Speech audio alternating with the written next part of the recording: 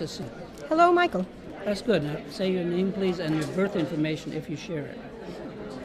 My name is Ronnie Grishman. I'm the editor-in-chief of Dell Horosocope magazine. I was born on November 15th, 1950 at 3:53 a.m. in the Bronx. Cool. Yeah, and I just sent 1,500 of your magazine to Philip Graves. I know. I'm so in love with that. I saw his post on Facebook, and I was so thrilled that the guardianship of this great magazine and its legacy is in your hands and Philip's. Well, Philip is a born curator. He just needs something to curate. His right? collection is wonderful. I hope I'm someday sure. to get over there and see it when it's really set up. Yeah. And I sent, 1,800 to Ken Irving of American Astrology. These are just the duplicates. My company doesn't even keep them anymore, so I'm very grateful that someone is. Well, he's got, it's pretty good. And the real collection is in the University of Wisconsin now. How wonderful. What is there exactly? Why is it? What? Oh, what is there is probably the largest collection. There's a picture on one of these banners of astrology books in the world that I assembled over many years. That's so fantastic. They took an Allied van and they took a UPS-sized truck just to haul it out of there. So it's a huge amount of We all material. thank you so much for what you've done in this field. If it weren't for you, there would be no legacy going on in this way. Well, I'm an archivist, right? It's not just astrology. I've I archived understand. music and film and posters, rock and roll posters, and Tibetan Buddhist teachings and stuff like that. So I'm deep into it, but I'm slowly getting rid of everything because I'm 77. I'm 67. Yeah. So I understand that process. So let's talk about it. I haven't even got it out. I had some questions, but what I wanted to ask everyone was, aside from what you teach, maybe, I don't know if you teach or write books or whatever, but I know you must do a lot of writing. Teach. I have a student. But aside from that, what do you use astrology for yourself, just in a day-to-day? Astrology, I do it 24/7, so I have the ephemeris in my head. And in a day-to-day way, I use the moon cycles very carefully. I just posted the other day, we were talking about packing for the conference, and people were packing into the void, of course, Leo moon. So I kind of gave my opinion about, pick your fancy things, but wait for the Virgo moon and sign to pack. So in my day-to-day things, I use the moon cycles a lot. So when you if say it's void, of course, I would rather wait than plant something in that soil. So let's talk about moon cycles for a second. We Westerners divide the moon into 2, 4, maybe 8. But are you aware that Eastern astrology divides it into 30? Yes. So But I'm pretty Western. You're pretty Western. I'm but pretty Western. Are you Western enough to do 8, or do you do 4? I mean, 8. like 4 quarters. I would do 8, but in my own... So balsamic moon, yes, crescent I know moons, someone... I'm very nuts about the void, of course, moon, but I have a friend who's very nuts about the balsamic moon. Tell me, I've tried to use the void of course moon and never got a whole lot of feedback. Why don't you take a moment to tell everyone what's its value? I can tell them how to calculate. The void, what's the value of the void? Why do you use it, and what do you get out of it? I use it as a guide as to whether it's going to be an external or an internal day, and whether I want to put new seeds into it about something that might manifest in the future, and then I wouldn't do it in a void of course moon. But under a void of course moon, I may meditate, I may paint, I may connect with people I already know.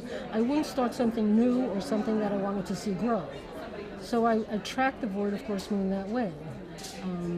I find it's my biggest, I think, in a kind of daily way. I want to see the moon in sign, but I follow other things as well. I'm always, I teach, you want to take hold of the planets and give them a channel rather than having them come in and just do what they will, because the energy's coming in.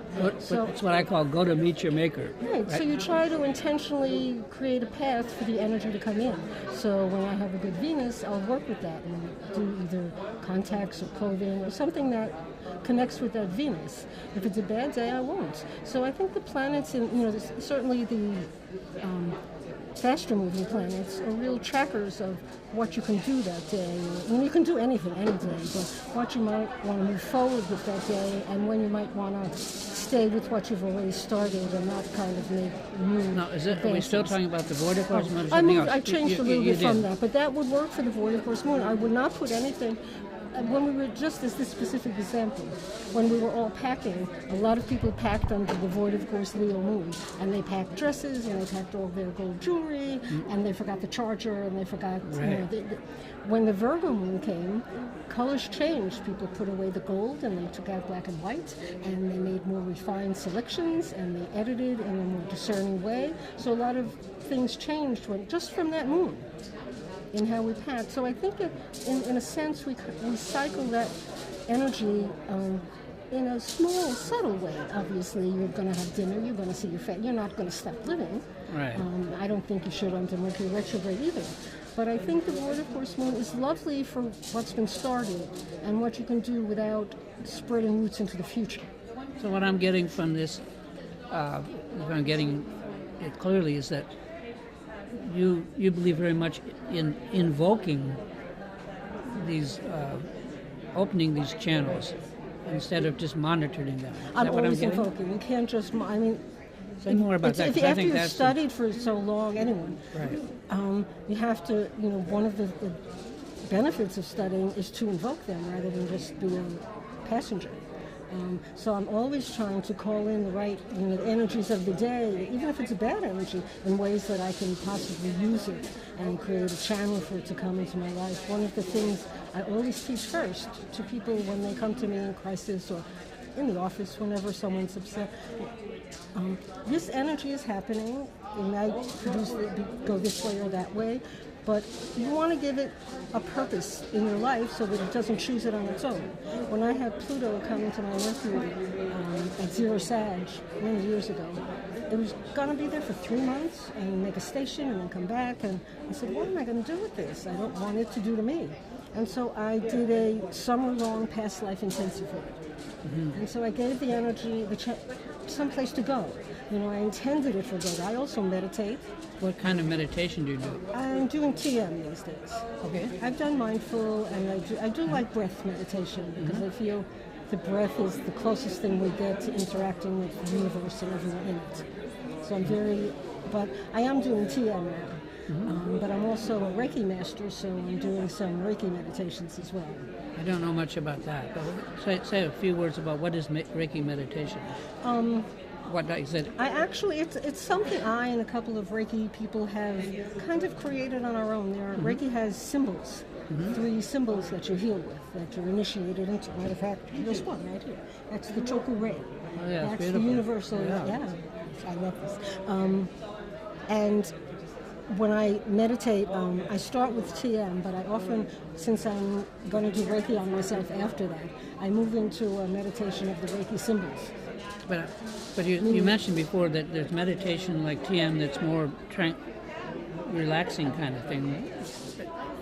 But then there's the kind that I work with, which is like in Sanskrit, shamatha and vipassana, that are much more becoming more aware, not relaxing. Although I don't find TM relaxing so much. I find it opening. Okay, More than relaxing. What happens? I find if I can really get it going, because we're all so distracted these days. Amen. It's really hard in the morning. I have this whole routine I'd like to do, but I'm often up and running to do magazine work. But if I take the time, TM really puts me in a very special place. I don't know that I feel calmer because I'm a nervous type, but I feel more open and expanded.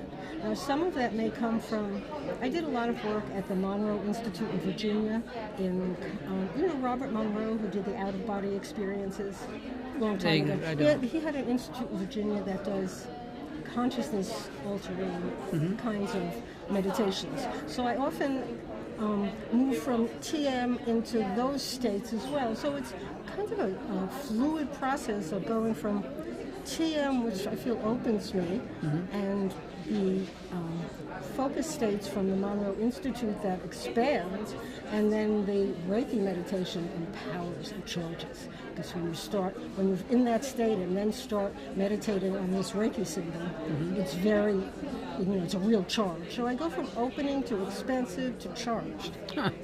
Interesting. Which of those three is the most clarifying in terms of, you know what Vipassana is? There's many kinds of Vipassana, but I've done mindful meditation. So, let's which talk of those is the most opening of those three? which is one is produces the greatest clarity? I'm still trying to get a fix I on it. want to say right now the Reiki one, because I'm so involved in Reiki right now. So when I start meditating on this symbol, it really expands me because I'm doing so much work with Reiki. So I would say now that, but I would also, I don't think want to start. I like the other things to start with, and I do like TM. Who told me this? I can't think of his name. I took a workshop with him, and I had been doing mindful meditation, and he said TM is the deepest you'll ever go, and that got me. I always want to go deeper, Scorpio. Deeper. I would question that, but I don't know if that's true or not. And I was going to say I did. Is it learn with TM are your after eyes that, open or and closed? didn't think it was the deepest meditation I'd ever done. Eyes open or didn't. closed? They're closed in that, but I'm also a Rosicrucian. Do you know what the Rosicrucian is? I was initiated by traveling a That's my kind of private world. Which so type I do of their Rosicrucian? meditation. Which Rosicrucian? What do you mean? What type of Rosicrucian is it? What do you mean? In Heindel or? Oh no, the other one, the bigger one, not the Heindel. He's the cosmic, not his. Okay, but what? The one started by the Rosa. I can't think of his name. Oh, don't worry about it. There were only two, right? I don't know. I'm not that. I only There's the know. Rosicrucian by Max Heindel. Right. That was the second one. The original Rosicrucian, I think it's in San Jose now. The big Rosicrucian that does the at-home study lessons. I don't know much about the Max Heindel one, although I know it exists. So this is at-home study that I've been doing for many years, and they initiate you into a meditation, and that's eyes open. Okay. Now, And that, I think, may be the most powerful because I'm connected with the guides from the Rosicrucians, and I think that connection really helps a that's lot. cool. Now, how long have you worked with Horoscope magazine? This June will be 39 years. Wow. That's what I say. If I hit 40, just knock me out. So, I mean, we published a calendar for some 40-some years. I mean, it's the same kind of thing. I think that's amazing. There aren't many people that have No one edited like stays this. that I long. don't. My father was a lithographer, and he stayed in his job 44 years. I hope I won't be there 44 years, but not many people stay at a job that long anymore. No, that's a great sacrifice on your part, not great benefit to people. I've kind of come to feel that way, and I do the sacrifice willingly because I took on this job. I knew it was my mission before I got it. I was working in publishing, and I had started studying astrology on my own. And I had always said the ideal job would be to work for Dell Horosocope. And about 6 months later, there was an ad in the New York Times about looking for an assistant editor for Dell Horosocope. Wow. And the rest kind of is history. And how long had Dell been in business before you showed 1935. up? So not that long. Not that well. I started in 1979. Okay, I've so been quite there. a long time. People associated with me because I'm very visible and available. They do. We on the do. front I do. lines, yeah. Yeah. I have an editor who works for me, and I have publishers. And are you speaking here at this conference? I'm not, but if I had had the time, I would have. There are things I would like to say, but I'm so overwhelmed with work for the magazine. I can't think beyond that to create a lecture, although I wish I had for this one maybe, because there are things I'd like to teach. And I haven't even seen Dell for a long time, but And well, do you know it's 6 times now? no, I don't. I had half thought, I'm getting older, I would like to retire. There are other things I'd like to do. For sure. But 2 years ago, the publishers, rather than, it's hard. Print publishing is very hard. The digital edition is doing well, but print publishing is hard. And we went from 12 issues a year to 6. Wow. And in the process lost about 80 pages of copyright. And my idea about maybe retiring got put on hold because I felt there's no one better qualified to do this recreation than me, because someone would come in and just smash it. You're better you than anyone I else. worked meticulously to use every drop of space we could use, and I knew what to take out. It was an intense process with art and production, really moving things around so this loss of pages we wouldn't lose so much. And so I felt I had to stay and do that. Now we're on the other side of that, and I think we've done a great job in the recreation. I don't think it could have been better, and I'm thrilled with everyone in the company who worked for it. And now we'll see. Everything became, when I get back from UAC, we'll think about this, so we'll do that. Well, and I haven't seen it for a long time. I don't read hardly anything. I read texts, Buddhist texts, stuff like that for my fun, but it's still for general public. It's not the kind of stuff that I could write for. I mean, you could always take any of my. I have hundreds of articles. Everyone said, people say to me quite frequently, the Sunshine magazine. And I don't know. It's got sunshine material in it, but it's got really. This is I just had to. This is a fabulous. I don't have as much room for a copy, but you can see. I don't have my glasses on. We've got Richard Nolly. We've got. Oh, really? I know Richard very well. Elizabeth Grace. We've got some. We've got Bill Shrug. We've got Bill Meridian. We've got. Oh yeah, cool. That's good. I mean, and next month. Next month will be Joyce Levine is writing the main feature, So you got another research article from Alfie, and I published Courtney Roberts' research article. So we've got some higher level stuff coming. You do? No, and that was part of my mission too. I wanted to really reach out there and get the better names, because I didn't want to be stuck in that sunshine niche. No, and so I reach out. Facebook has been great for that. I reach out to everyone. I publish on Facebook. If you ever want anything, I mean, I have 2,900 articles. A lot of them are astrology. From you. What? I would love something. If you take one of those cards, yes, and go to any of my sites, but let me see what I put on it. I don't have my good glasses. That's okay. There's one called michaelerlewine.com articles. There are lots and lots of articles that you can just, copy out. If anything interests you, you're always welcome to use anything. I don't need money or anything. So. I don't pay you, but that's so wonderful. I mean, my mission has always been to feed my readers' minds and souls. So it's still my mission. And keep the legacy of Horoscope going. Because people always say, oh, well, American astrology, that had the deep stuff. And Horoscope, well... I know they said that, but they haven't looked at it They haven't looked at it recently, because the names of the people that you just read to me... And I've got Margaret Gray, people that are here, coming in, Christine wants to write for me. I've got a lot of good names, excellent names coming in. That people could be, taking another look at the magazine. I think that's a good idea. I will do that also. So I'm very happy with it. I don't think I could be happier with the transition. I would like maybe different covers, different. Oh yeah. But I'm kind of. I mean, they have a style of cover. This is actually the new cover. Oh. The old cover was gorgeous. But this is how the publisher sells this magazine. Yeah, it's a pulp magazine, right? I don't have that kind of sway. I have some sway, but they have their ideas about what will sell and what will not sell, even though I explain they don't really, the audience is a little different than they might think it is. I think that's cool. I'm so glad to still be publishing the magazine, and every time someone says to me, I don't like that there aren't many bad ads anymore, because there aren't many ads at all. Really? We lost so many ads. That's why we're losing money. Nobody advertises in print anymore. That's true. Our digital edition, as I said, is doing a little better, so I'm hoping people will see that as an advertising market as well. And they are using the digital one? Yeah, I love the digital edition. It's full color. It's very pretty.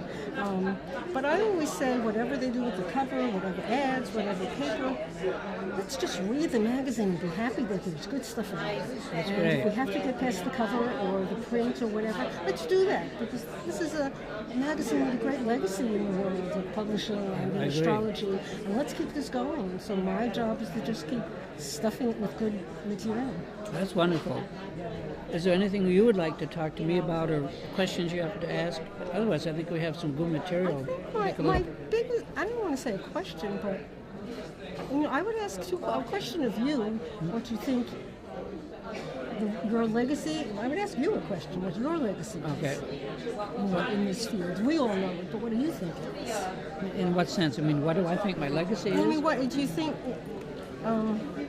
You've left a huge mark. You've left such a signature in the world of astrology. Do you see it that way? Well,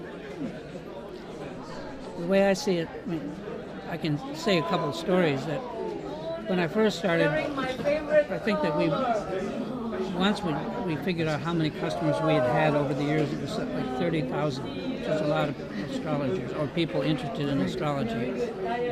And when they used to visit us, they used to always say to me, well, Michael, you technical guys are real good, but kind of like leave the interpreting to us, right? But really, I never got out of high school. I didn't know.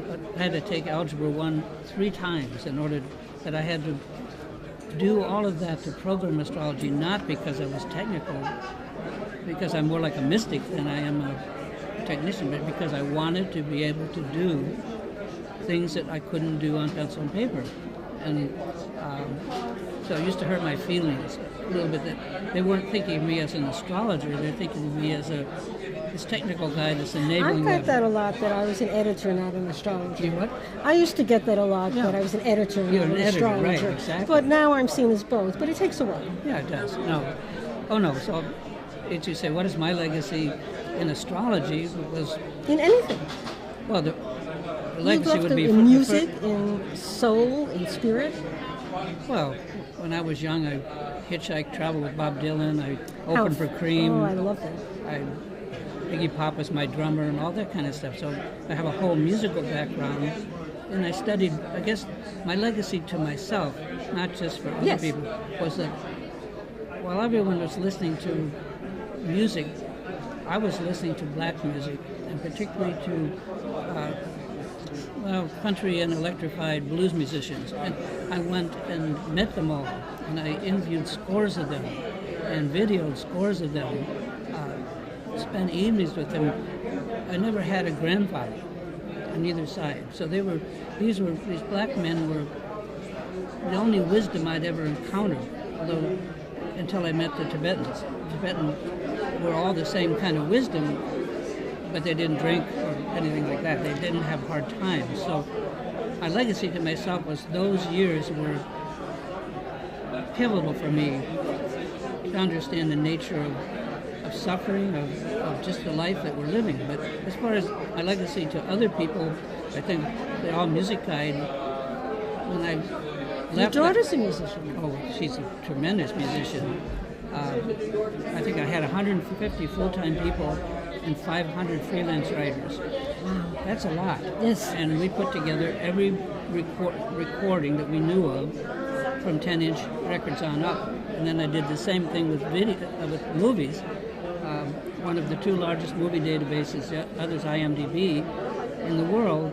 And I did it for games for a while, but then I left the company and they didn't follow that up.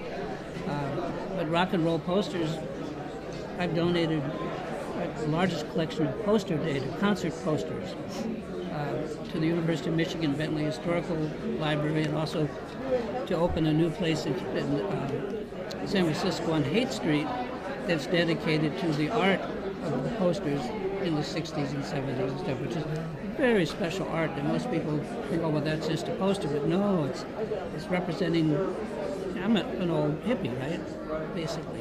My father was the lithographer. My room was covered with I'm sure all sorts they were of posters. beautiful. He was, at the time, James Bond was very in, and we had all of his posters on the wall. Yeah, well, James movie Bond. posters, I never collected. But anyway, so things like that. But the most pivotal thing to me was, I think that also I've run a Dharma Center for 30 years. You've done so much.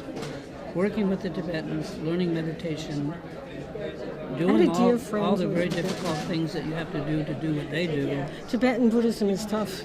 Very tough. I had a friend, God bless her soul, was a devout Tibetan Buddhist for decades, all her life. It's very tough. It is very tough. So doing that is the hardest thing I ever did. And I mean, just they have a whole purification process that involves 100,000 prostrations, 100 syllable mantras, 100,000 mandala offerings, 100,000 Guru Rinpoche. When I finally had done all that, I went to my Rinpoche. This is just funny. And I said, okay, Rinpoche, I'm done. I finished what I call the extraordinary preliminaries. Wow. And what should I do? And he says, well, Michael, he did through a translator, he doesn't speak English. It's Tibetan. He said, you want to know what I would do if I were you? I said, yeah, Rinpoche, of course. I would do another Nundro. Oh, gosh. Which we did. And my wife did too. So I think that is the most beautiful. I think That's wonderful. I can feel that. Tibetan meditation, not just shamatha, which is the awareness, but what's called vipassana in the Mahamudra style, which has to do with, it's a non-dual process. It's the clarity of seeing, but it's not anything that you see. It's the seeing itself that's seen. So that's kind of what Mahamudra Vipassana is. I think that's the most beautiful thing. That's not a legacy except for myself. That's where. Well, that's important too, that's and where I everything live. you do for yourself radiates out into the world. No. Anyway, so, what else? Oh, I'm a naturalist. I'm a well-known in certain circles close-up photographer. I do enormous. Maybe I could just show you. I'll just show you a couple of them. But I'm now pretty well known there. If I can find where the heck these things are. I'm used to being at home, right? So Me too. I'm not an outgoing person. They'll just go up to. Well, this is going to the top. So these are just some. Wow. See if Oh, I they're can- beautiful. It's still not. It's still not.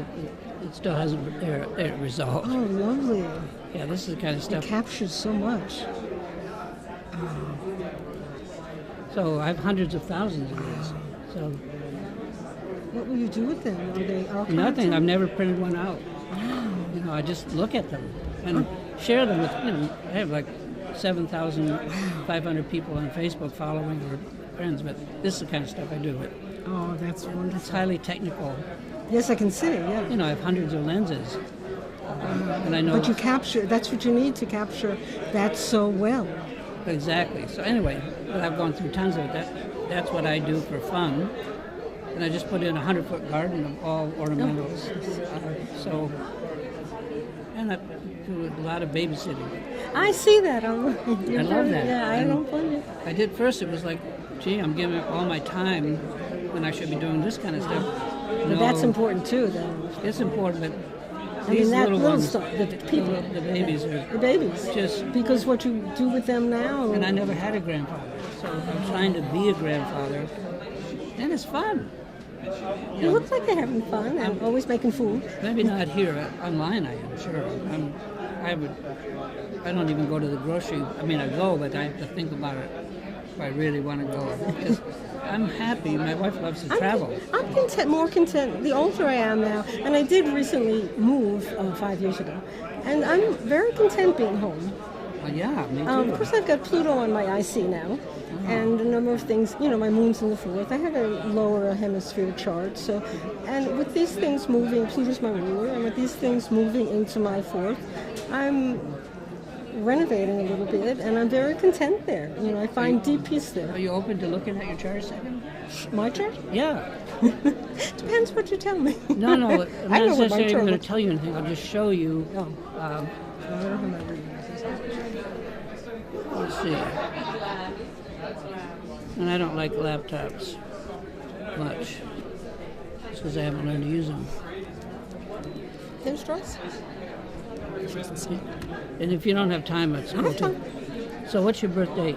Oh, I did, November 15, 1950. And what's the time? 3:53 a.m. Bronx, New York. What is it? Bronx. Oh, yeah, I know. I couldn't hear you. It's loud in here. Oops. Oh, it's big. See if I can, oops. Don't you hate it? Do that.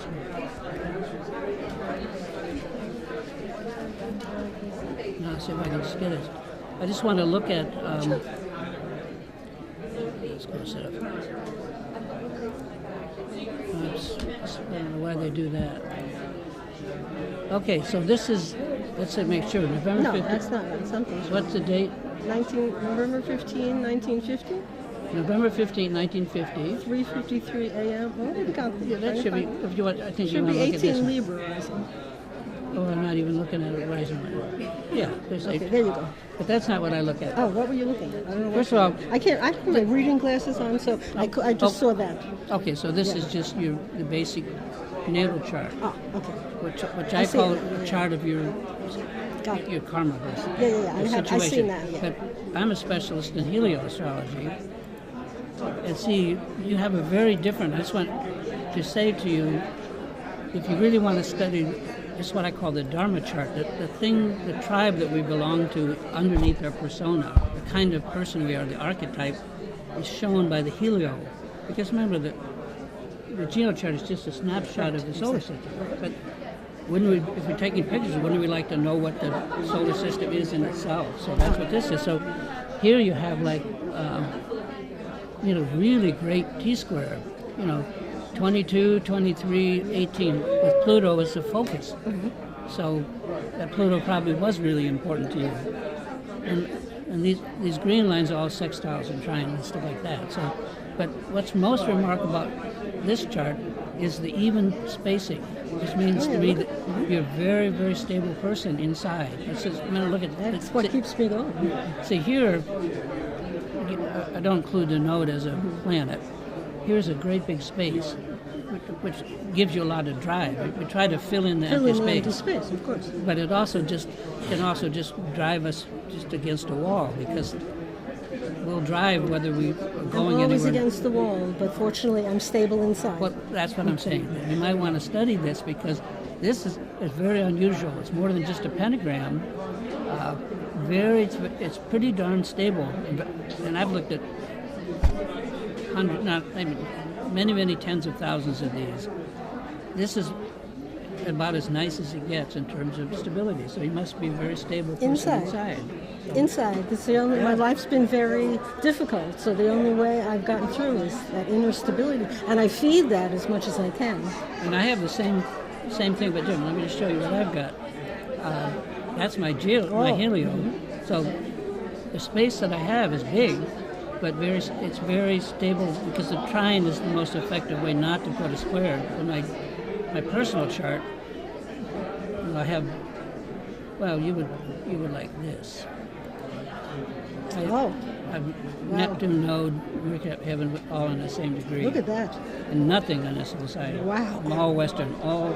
Yes, I see that. all I'm just like result-oriented. all over here. My natal chart is like from here to here. So this is reaping. So I'm the result of karma from some other time. Aren't we all? Yeah, we all are. But I'm a little different than I'm not sewing. I see that. I'm sewing. I'm all over. Well, let's go look at you again. What was I got your name spelled wrong? I'll have to fix that. I just can't see it. I should put my glasses. Yeah, I can't quite see it either. Okay, so That's my name. you've got some. You've got this hemisphere. And I'm pretty, my personal planets are pretty focused over here. Yeah, definitely. Yeah, so this is the chart of building things more. Like I see the whole thing as this is a nadir, obviously. I see it's descending through matter to here, and then evolving up to that. Anyway, I just want to see what you would like. That's me. Cool. Part of me, anyway. Well, I don't think I've A ever reflection of me. never really talked to you before. I don't know if we had one UAC. I think we did. Maybe we did. Once, a long time ago. Yeah. Yeah. So this is fabulous. So it's fun. Yeah. Yeah. So any other things? I have one question for you. Yeah. What do you think about the future of astrology? A lot of us are worried that there isn't a great tribe taking over when we kind of leave. Do you think that way? Well, yesterday, in trying to set this up, so I sat in on and off, did a thing on predictability. and it really was pretty confused. Really? Well, not confused. These guys are all very clear and brilliant and stuff like that, but I really don't think they understood. So I wrote an article today, if you ever have time, on my Facebook, talking about predictability, that unless we can, and I think I mentioned this to you, unless we can learn to predict astrological events, that, and stop me, did I tell you, but I'm telling other people, astronomy and astrology are connate. That means they arise together, two faces of a single coin. You can't have one without the other. Astrology is supposed to be cultural astronomy, trying to explain what it is that all of these very clear events, astronomically we can predict them for ages. What do they mean? And I don't think we have our act together. I agree with you. As astrologers, because they were talking about yesterday, I missed that panel, but yeah. well, Not so much, I guess. not so much. And I think the field itself is confused. The people in the field aren't quite sure what to do with prediction or this new twist of, psychological astrology versus traditional astrology. A lot of divisions now. When I came up, my best friend was Charles Jane.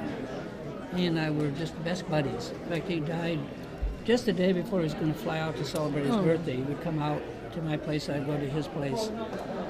But people like John Addy, who's another good friend of mine, and Charles Harvey, Roger Elliott, Great Michelle list. Gauquelin, and these people, John Townley.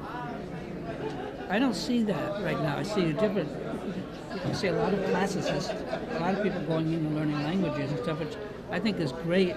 I'm not against it. What I would like to teach them is the mind itself is a much greater treasure than trying to dig something out of an ancient language. Everything that ever came from in the world came from the mind, and it's all still there. I agree with you. So that if people would just start to use their mind. In Tibetan astrology, they have what's called terma. I went to China a few years ago with my teacher. We spent a week in what's called Mount Wutaishan in China. And it's where Manjushri, who represents astrology, the Bodhisattva, appeared as a youth and entered our world system. And from his head came 84,000 supposedly astrological dharmas. So we went there, and it greatly affected me. But my point is simply that unless astrologers can start to not change their mind, but learn to use their mind correctly, astrology is not going to go anywhere. When my Tibetan teacher, said to me, he said, astrology, Michael, is one of the limbs of the yoga, but it's not the root. And it's like the way I teach it, when I used to teach it, I don't really teach much anymore. It's like a sphere. We had a sphere covered with water on which was one sailboat. Astrology can help us set the sails of a boat to go from any place to any place else on the globe. And so through astrology we can improve our situation, but it's very much like rearranging the deck chairs in the Titanic. We can improve our situation in what we call samsara. We don't escape samsara. Astrology can't do that, but Dharma can do that. So unless astrologers learn more about the mind, I think that we're not going to see any real progress. I agree with you. Oh, that's I interesting. think we've taken a wrong turn. We haven't taken any turn. A wrong turn. I think we're at a crossroads, and we don't know which way to go. The astrologers don't know which way to go. But they could. They can't listen. I think people are there's a division now. Oh, there is, yeah. In the country, too. Yeah, exactly. Totally. And it's mirrored in all systems and structures. It's a house of mirrors, right? So, exactly. So anyway, those are my thoughts. I don't think astrology, I've done my best. I don't have any students. That means that I don't have a single student. I was very reluctant. I said no many times, but he was persistent. No, I would say yes many times. I was just so busy, and it's not that I felt I couldn't do it. I just felt I was so busy, and I didn't want to. I don't do anything half-heartedly. Either do it or don't do it.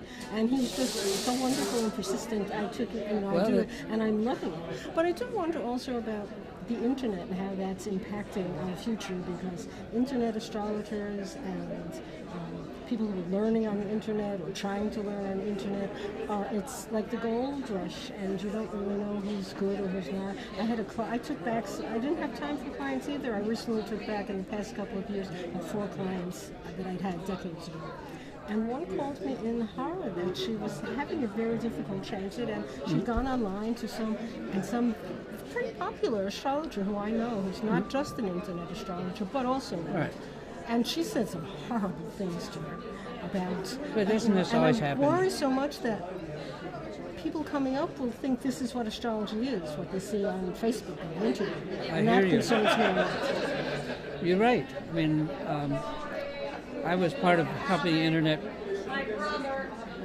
arise. So, I mean, I had email in 1979.